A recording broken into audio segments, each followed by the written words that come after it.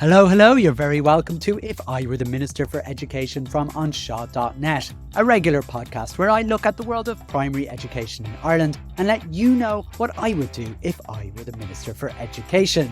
On today's show, we look back on the INTO Congress, the moral panic surrounding gender identity in school, and the uncertainty around the school book grant for primary schools. If you are interested in finding our podcast, you can find it on every podcast platform, whether that's Apple Podcasts or Spotify. And we're also on YouTube if you want to read along while I tell you about my thoughts. If you are interested in following along the show notes or any links that I describe, you can find them on the podcast show notes, and they are available on onshaw.net. They're all linked nicely for you with a summary of the podcast there if you are in a rush. So let's get going with the INTO Congress, because the INTO Congress, for those of you who've never heard of it or haven't been on it before, it's an annual event for the INTO, the union, the Teachers Union of Ireland, where people from all over the country come together to demand that their union put in place certain things. It's one time in the year where the media get very interested in teachers. And they tend to, before the Congress starts, make a guess at what the highlights of the Congress will be about as they report on it. And before the Congress started, I think everybody thought, and me included, that the whole thing would be all about the housing shortage and the shortage of teachers. So therefore you will have teachers basically travelling miles and miles, kilometres and kilometres to get to school. And sure enough, this was the story, the big story about the INTO Congress to be highlighting, and it was of a teacher who is driving from Portlaoise to Stepaside. But in fact, it wasn't. It was part of the story of the Congress. The media became fixated on teachers working in Dubai and other countries in the Gulf state. And when they returned to Ireland, they were complaining that they were not getting compensated for the time that they were teaching over in, let's say, the United Arab Emirates and Dubai, depending on the school they were in. So just to explain, if you are qualified as an Irish teacher and you work in an EU country or even in the UK, your service in these countries is recognised on the pay scale. However, if you go to the Middle East, even to the Gulf states, depending on the type of school you go to, your service might be recognised in Ireland, or it might not. And this story from the Irish Independent, there were many of them, is of one teacher, I think his name is Rory, I think it was him anyway, telling his story about he and his wife were working over in Dubai. And when they came home, his wife's work was recognised as for pay when he came back, but his wasn't. And it was because of the type of school they were in. And in a way, it created some sort of inequality. And when he was pressed on this, but surely you should have picked a school that did recognise your pay, the funny thing was that you don't know what type of school you're in until you're actually there and in the job. And you may not even know until you come back and you apply for your increment or whatever it is for your work to be recognised by the Irish state until you actually come home again. And it's an interesting one, because initially when I was listening to this, I was thinking, like a lot of teachers or a lot of people, you've chosen to leave Ireland and you've chosen to go to a country where you're getting paid very well, your conditions are very good, it's tax-free, you'll come home with quite a bit of money, and essentially I don't really have that much sympathy for you. But then when I was listening to Richie's story on the radio, and I was a guest on that thing, and I was all ready to say what I was going to say. But as I listened to Richie's story, if it was Richie, the fact was his wife was recognised for her work in the same country and his wasn't, and it would seem the inequity wasn't very fair. And John Boyle was actually on the same radio at the time, and he was saying that they had done some negotiations, the INTO had done some negotiations, that service up to about 7 years is recognised in certain jurisdictions. And he did recognise and said that it seems a little bit unusual, let's say, that if you worked in one school in Dubai and you worked in another school in Dubai, the Irish government should recognise the service no matter what it was. Now, it isn't because they're having a laugh over there, or they're just going over for the crack, or to save money for to buy a house when they get here. And some people do, I'm sure, do that. But a lot of people that go over there is because there wasn't work in Ireland at the time. And this guy went over in 2012, 2013, when there were no jobs in Ireland. I remember I would be advertising maternity leave posts and I could have 500 applications for that post. Things are different now, but we still have a shortage of teachers right now. And we're trying to bring people home from places. But I can imagine if you've been there, if you've invested 10 years of your life and you're coming home and that's not recognised and you're starting from the very beginning, would you really come back? What is the incentive to come back? And I suppose my argument with myself in a way is, should that be recognised because we have a shortage of teachers now? Or should we say, look, you did go off and maybe you went off for reasons because there were no jobs over there, or maybe you went over recently where there were loads of jobs in Ireland, and should you get the benefit or the reward for that? And it's a definite debate. I think we definitely need to have. I suppose my inclination is an equality thing, that if we are paying some people that are going to Dubai and we're not paying others, then we need to equalise that. We need to definitely either do one or the other. Either we reward no one or we reward everyone. So I thought it was a kind of an interesting story, and it was one that really grabbed the headlines, I suppose, more than anything else.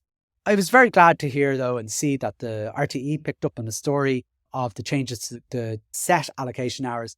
And after the blow of seeing the IPPN ganging up on principals, despite supposedly representing them and saying that there was no change to the support hours, the support allocation hours, or the set allocation hours, and that we were all wrong, it was nice to see that the INTO have backed their members, in this case, at the Congress. And hopefully we will be seeing some changes. I do know, as I am recording this, there should have been an Oireachtas committee meeting where this was raised. And I do know there's still talk of it. Even today in the newspapers, there is talk about the set allocation hours and the disaster. So I was really happy to see that this came up in INTO Congress and was passed by members. I think the IPPN should be fairly embarrassed by what they did to their own members. If those of you that can't remember, this was the joint communication with the NPC and NAPT. I have no idea why the NAPT were involved in this in the first place, where they denied there was any devilment going on with the set allocation hours.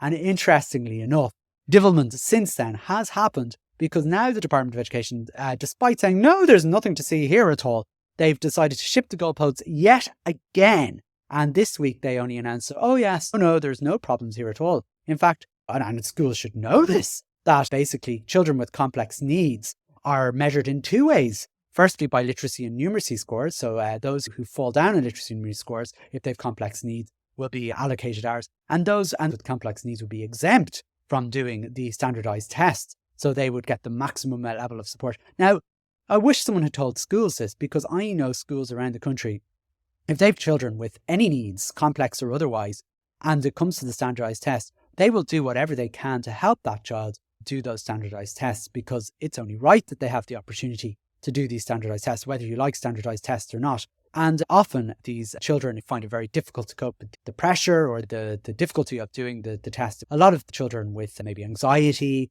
or maybe with a diagnosis of autism, or something that just makes it really difficult for them to be in this kind of pressurized system, a lot of the time they'll go with their support teacher and do the test on their own, which will, or in a nicer atmosphere for them. All this is going to do is you are going to see a massive rise in exemptions from these standardised tests, rightly, because this is the only way children with complex needs are going to be able to get the supports they are entitled to. And it's shoddy from the Department of Education to shift the goalposts yet again.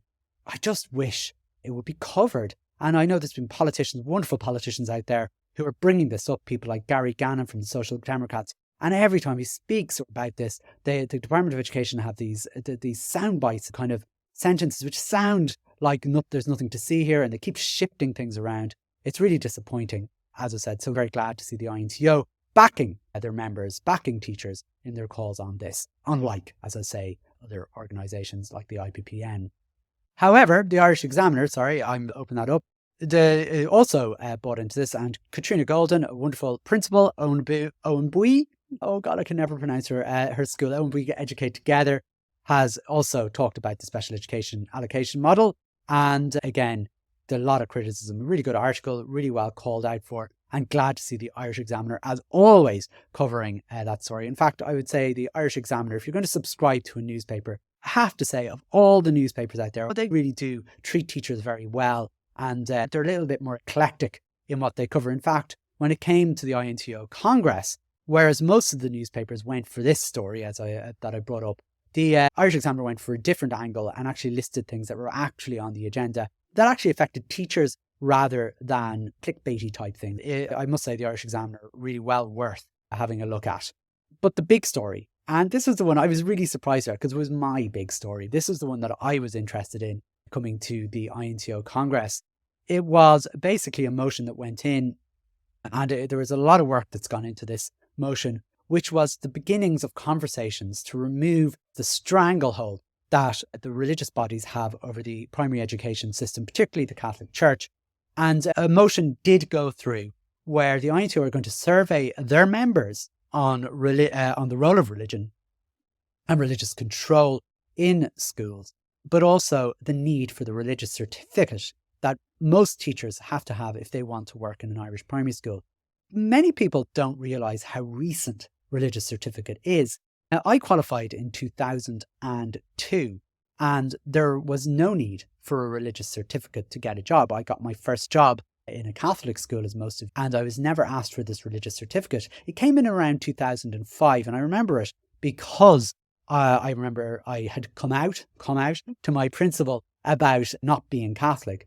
And this certificate was being bandied about as an optional kind of thing at the time. And she asked me, would I consider doing it? And I think when she said, would I consider doing it, that wasn't really a request. But I refused to do it. However, by 2006, maybe 2007, it was a requirement for any teacher wanting to work in a Catholic school to have one. And no other religious body or no other patron body has this requirement. And I feel very strongly that patron bodies shouldn't insist on this patron's qualification.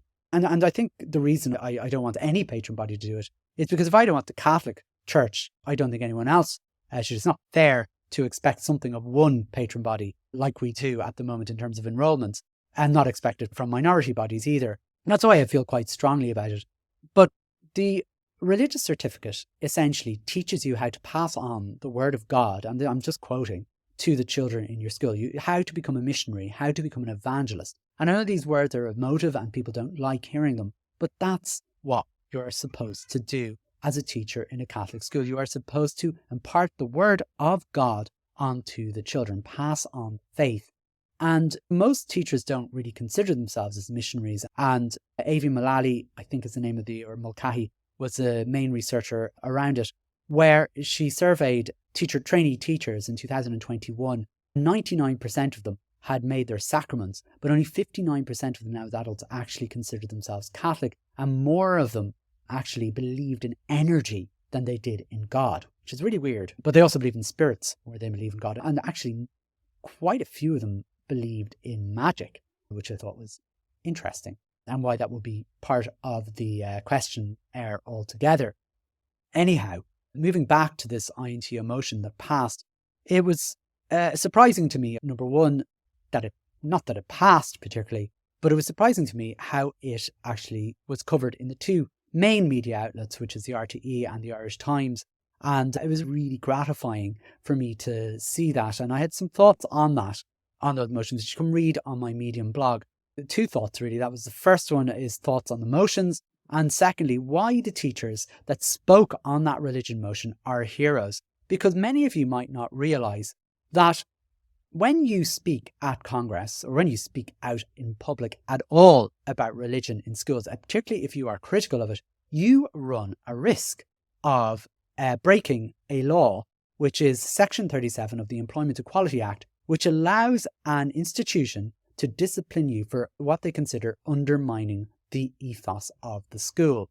Now, what undermining the ethos means is very unclear, and we don't know what it is, but essentially it could mean anything from, I suppose, decrying the Catholic Church and basically taking, I don't know what you could do to decry the Catholic Church. A lot of people do it without realising it, to something as innocent as going up on the INTO stage and saying that there shouldn't be a need for a religious certificate in education, and we should start questioning the role of religion in schools. Yet many Catholic teachers stood up on that podium and called for just that. Catholic teachers working in Catholic schools ran the risk of basically being disciplined, being passed over for promotion, maybe not being able to get a job in another school in the future, because I can't imagine the Catholic Church firing a teacher for this, because the press would be mad. In fact, it's one of those, as I call it, the don't ask, don't tell system that we have in Catholic schools. Because we don't know where the goalposts are, it's very difficult to know what to do, so people say nothing. The only teacher that we know of in Ireland that was disciplined for basically undermining the Section 37 was Conor Bredon, who I interviewed on the podcast a few years ago. But practicing yoga could actually, if you really wanted to, could be considered undermining the ethos. And I've links in the article here to why that could be. It might sound strange to you. The teachers that spoke up the INTO Congress are unlikely to be fired for speaking out, but depending on their school, they might find that they might be passed over for a position of responsibility. They might find themselves not being allocated their choice of class. They might find themselves being left on their own if a difficult situation arises in their classroom.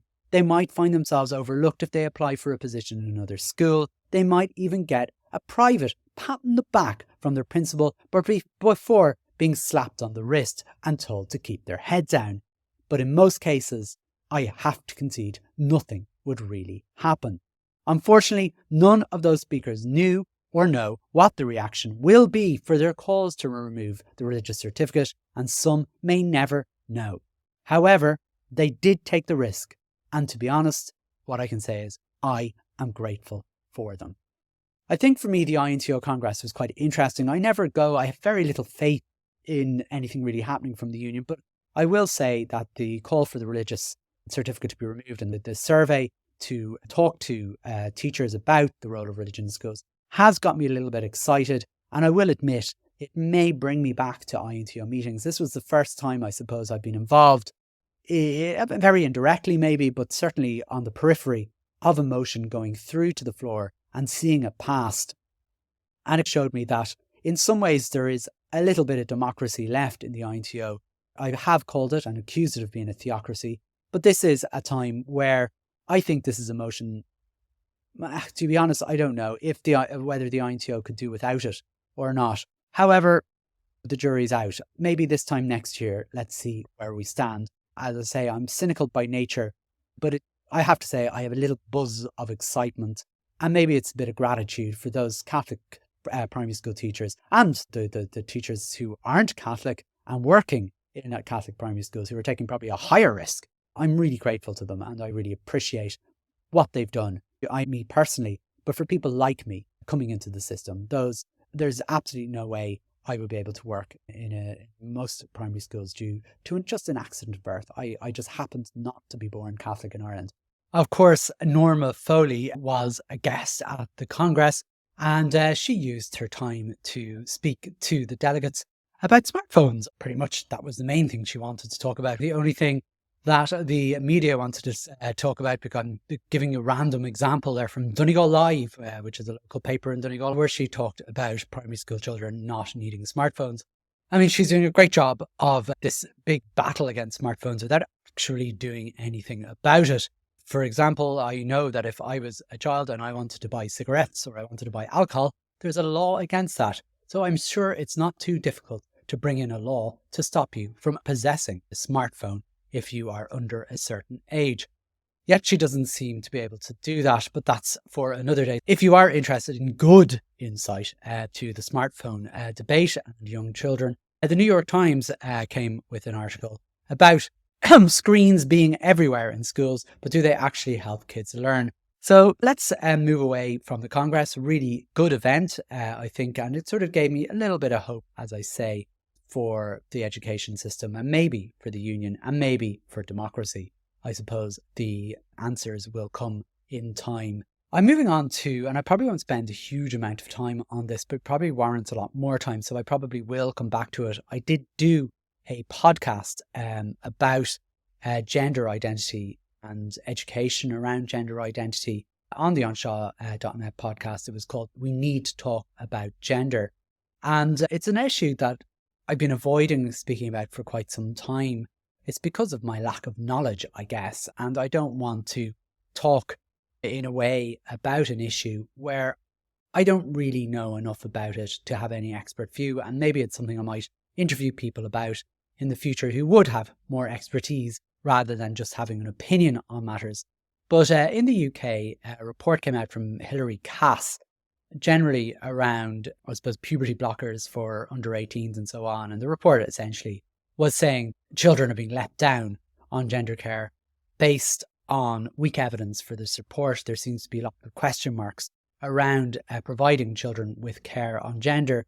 And this report is being hailed by those who are, I suppose, what I would call gender critical. And I'm going to be using a lot of quotation marks in here, who would consider education or talking about gender, or the idea of that gender and sex are the same thing, as gender ideology. And again, for those of you who are not watching and are listening, I'm using a lot of quotation marks here because I don't want to say the wrong thing, and I don't want to offend anyone when I'm saying this. I'm just essentially talking about not what I believe, but what people are saying. And then there's obviously people on the other side of it who are very critical of this Cass report, saying it's based on unsound data and so on and so forth. And really, where I do know I am standing on this issue is something that's really make me feel very uncomfortable. And it is this correlation that some people are making between religious education in schools and gender education in schools. That because we're talking about questioning religion in schools and the viability of religious faith formation or indoctrination, whatever you might call it, and I'm using the word indoctrination very deliberately here, that they're conflating that if we stop doing religious faith formation in schools, it will produce a void that will be replaced, and in inverted commas, with gender ideology or gender indoctrination. And, this is the bit where I do have some expertise, I guess. And it's really, really something that I'm feeling very strongly about, and I'm really annoyed about. Because when we were reporting on the INTO Congress, and that teachers are now going to be surveyed around gender and the lack of the need for a religious certificate and so on, that anything to do with religion in schools, but what about the religion of gender ideology? It seems to be this response in this idea that they're inferring that if we replace religion, that effectively we're going to place religion with gender identity stuff. And I think it's crude, and it's nonsensical, and I really wanted to put my thoughts together on it. So I did. And it's on my Medium blog, why we must be careful not to correlate gender identity with religious education. It's a long read, about 10 minutes read according to Medium there. And it goes on basically to, it talks about the INTO thing. And then it talks about, it gives some tweets. And an example I gave is from Colette Colfer, who's a lecturer in SETU, someone I know from outside of the education system, someone I like. And I've spoken to outside of Twitter and so on around gender identity. I mean, I have spoken to her about this because I always believe that when you don't know something, or when you don't know a lot about something, you should really listen to everybody, even provocateurs. Apparently some people consider me to be provocative and to be a bigot or whatever. And I'm not, and I don't think I am. And Colette is often called a bigot as well, and I don't think she is either. But I am cross and disappointed by the fact that she's using a line, and I've seen it now on a number of occasions, and it's not just her, I'm not picking on her particularly, but people like her, saying that will teachers, if religion is removed from school, will teachers all of a sudden be having to do workshops on gender identity, which is the new religion? And it's very annoying, because I know she's not a stupid person. I know she isn't. She's a really nice person. I see, you can say, oh, look, religion is just an ideology. Well, so is this gender thing. So they're the same thing. And therefore, gender identity is a religion now. It's a way for people who are religious, who are trying to defend religion in schools, are saying, oh, well, now we can have, if we don't have religion in schools, we'll just replace it with this religion of gender ideology. Again, inverted commas. I keep having to say inverted commas.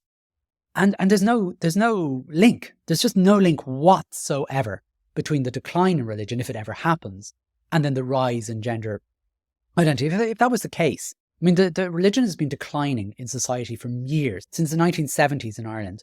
And this whole conversation around gender and so on is very recent. It's in the last 5 or 6 years or so. I mean, like in mainstream, I know it's been going on for many, many years, but certainly in an Irish context in the education system, it's really only the last 5 years where we're talking about gender. Now, I think it's really unfair to start trying to link things where links don't exist. We have a new curriculum coming up, but it's as true to say that gender identity education will replace religion. In fact, it's less true.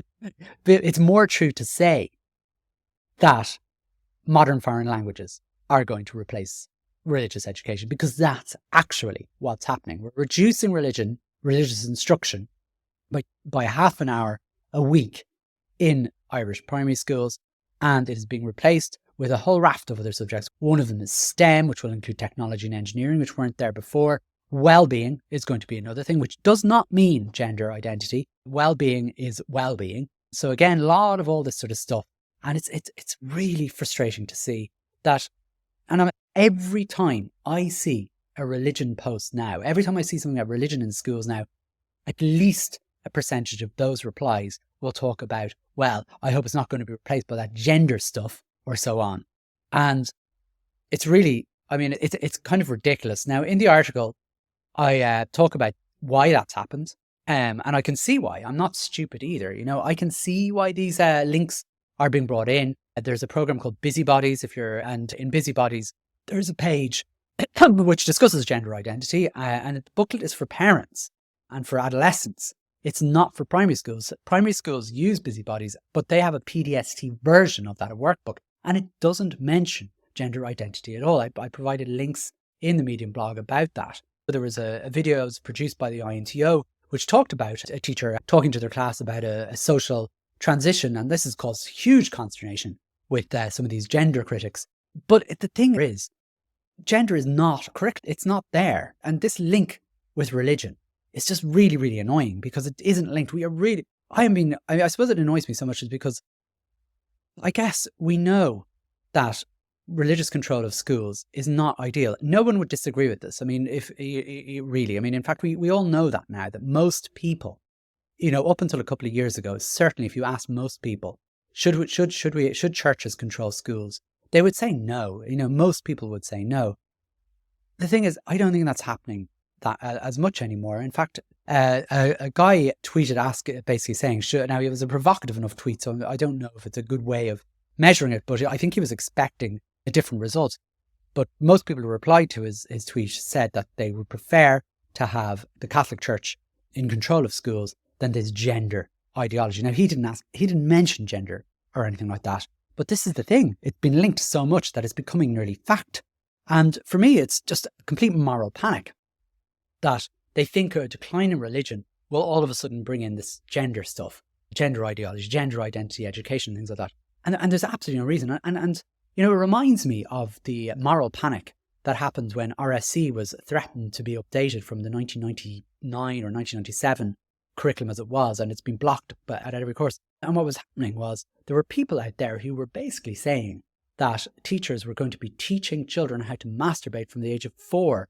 And it's just, I mean, they even went to the point where there was a fact check done by the journal. They do fact checking kind of things. It's mad. It's mad. And you see, the thing about this is the tone of the gender critical people is they're using really, really interesting emotive language. They're calling it like gender ideology even in itself is dismissive enough. And I only see them using that. But they're using terms like indoctrination. You know, there was a guy, a lot of these guys in their green hoodies. I think I have a photo of one of them here. There's one. It's one of those protesters outside the libraries who had these green hoodies saying education, not indoctrination. I found humorous considering in 96% of schools indoctrination of religion actually happens, and indoctrination is what happens, whereas there's none of the sort of things that they think are happening in schools. But other words like what I was saying, like indoctrination, colonization is being used, cults, agendas, and things like that. And I was even looking through Colette Colfer's Substack, and she talked about the colonization of the Irish curriculum, where she talks about gender identity education coming in, and starts off with saying Ireland is no stranger to colonization, and basically we are now the implantation of gender identity theory is happening throughout the education system. And she gave very, very loose examples, which aren't actually part of the curriculum itself at all. Blogs are opinion pieces, and you can use kind of emotive, loose language, and it doesn't really bother me too much. But it's interesting, the kind of language that's being used by people. And, I don't have a problem with that. I mean, she does write actual factual stuff, research-based stuff. People are complex. I know people who listen to this podcast, they agree with some of the things I say, and they don't agree at all with a lot of stuff. And I think that's everyone, this is one of the problems, particularly in this gender debate, is you're either on one side or the other side, and there's sides. We're polarizing. And I think we need, and I think I said this in my podcast, the thing we need to be doing is talking to each other and speaking about this and asking really good questions of each other, instead of like telling each other that, everyone is telling each other they're wrong and they're right wing or they're loony left and all the rest of it. And it doesn't help the conversation at all. It doesn't. And the fact that, even me saying that sentence is, for even saying there should be a conversation, I could be cancelled, for want of a better word. I'm not au fait enough, which what I'm speaking about in this particular case is, why would we use something unlinked for an argument? I mean, for me, it's so frustrating to see, as a minority, fighting for the last 20 years or so, for people who don't practice one or two particular religions being isolated from the education system, that our struggle is being used for purposes, whether they're well-meaning or not, completely unlinked, so that they are happy to throw minoritized people under a bus so that their point of view is listened to, even though it has nothing to do with it. So they're essentially linking the demise of religion in society or in schools to the idea that gender identity education would take its place. And it's really, I suppose that's what upsets me so much about it. And I said this art, I won't go through the article too much because I'm well over time at this stage, but I hope you'll read it and see what you think. An academic called it outrage bait. And I think that's a fair thing. I talk a little more about it. And I guess for me, the conclusion I come to really, in a way, is that the people who are using, I suppose in a way, I'm sorry to use analogies. I think I don't even have to go very much into the past. I can go into today even when it comes to migration. You've got people who are marginalized from society economically, and they see migrants being given, what they perceive migrants being given houses for free, and they're getting nothing and so on. So what they do is they protest the migrants and they attack migrants and they dehumanize the migrants and so on. This is the same sort of stuff, that you're picking on the weakest while the people in charge get away scot-free. This is what it looks at. And you think for this short-term win that this will be a complete win. But the problem with these kind of things is it feeds in to this really, I think there is a huge risk when the people who are buying into fear-mongering and moral panic to further their own political cases. And we will see the parties that are talking about gender ideology, very few of them would be parties that you would like to see governing this country because of their other views. And some of those other views may fall foul of your views. So you might feel strongly about gender identity education. You may not like that quite a number of the parties that are supporting this would like to take away the right to abortion for women, for example. And they would all share that. Some of them would have a very anti-migrant stance. Some of them would want to be leaving the EU, for example. What would Ireland look like in a case like that? I've watched some of these supposed journalists coming along to protests. I watched one of them in Carlow, and as I said, there was an amusing part where he had to cross a rainbow crossing that's in Carlow town, the guy who was doing the filming. And as he was crossing the road, he was giving out about the universities in the town that have obviously caused this. Do people like that who get into power start shutting down universities or firing people in universities who don't go along with the stances. You see where I'm getting at here? I'm really worried when people who are oppressed start oppressing other oppressed people. So the perception of being oppressed, because some people would disagree that either parties are oppressed, but we're certainly not in power. And I guess we only know too well what happens in that kind of regard. I think that's all I'll say about gender identity education for the moment. I wanted to come back to this, and I probably will come back to it now, particularly as it's now trotting on, I suppose, an area I feel very strongly about. Not that I actually have knowledge about it. That's probably not fair that I don't. All I care about is if I have a child in my school who is experiencing gender identity issues, my job is to help that child. I don't care about anything else. I just want to do what's right for that child.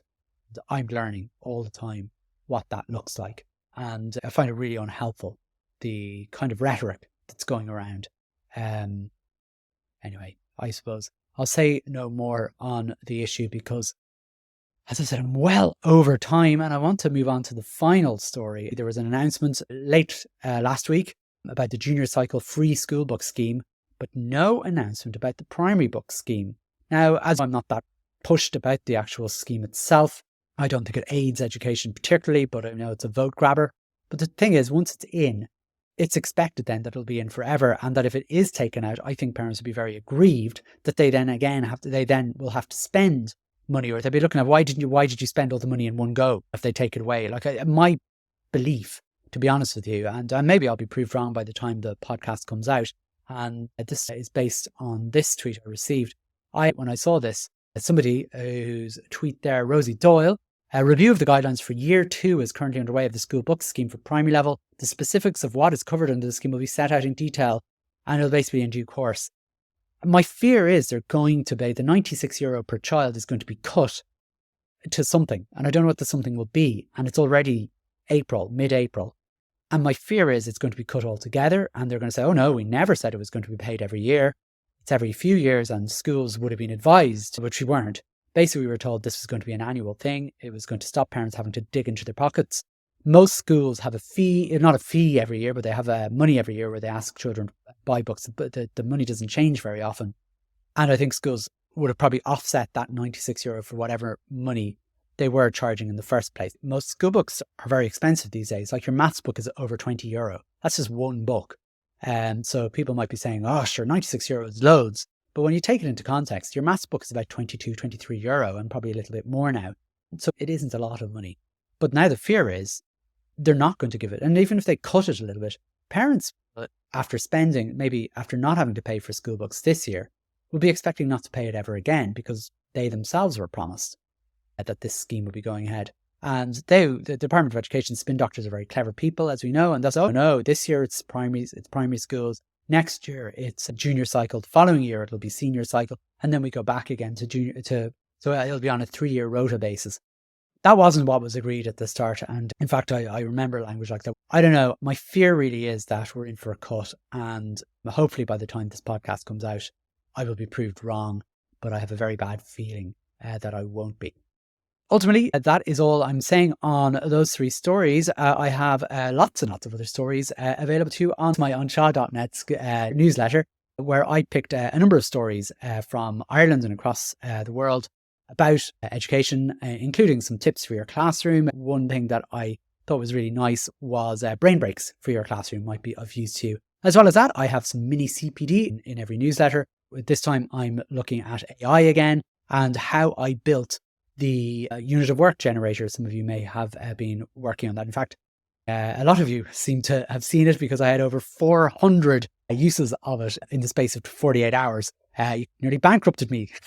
The other thing that's in the newsletter is some tweets that have been posted by people who I admire very greatly, and some commentary on those as well.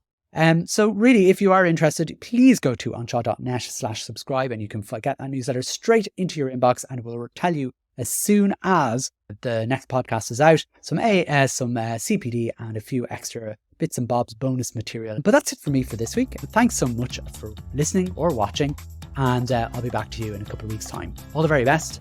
Bye bye.